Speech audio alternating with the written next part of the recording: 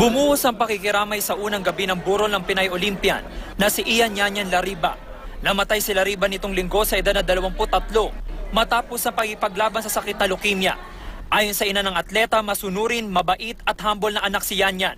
Grade 2 pa lang daw nakitaan na siya ng potensyal sa paglalaro ng table tennis. Doon siguro siya parang destined to play.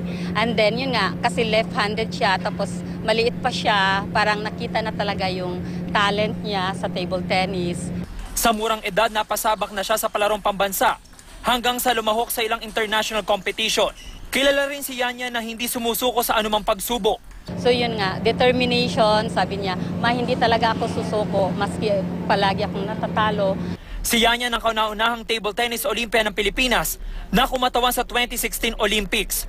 Naging kinatawan din siya ng bansa sa Southeast Asian Games taong 2013 at 2015 at bahagi ng varsity team ng De La Salle University kung saan 3 beses siya naging MVP. Higit sa lahat, nagsilbi raw inspirasyon si Yanyan sa ibang table tennis players sa bansa. Maituturing namin siyang our national treasure ng aming sport. So lahat po ng table tennis enthusiasts po ay talagang sobrang nagdadalamhati sa namang nangyari kay Ian.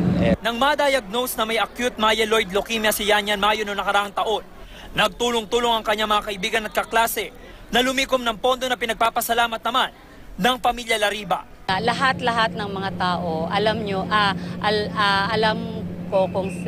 kung sino kayo.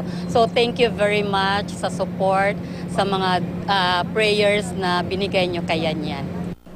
Itong unang balita sa Quezon City. James Agustin, reporting.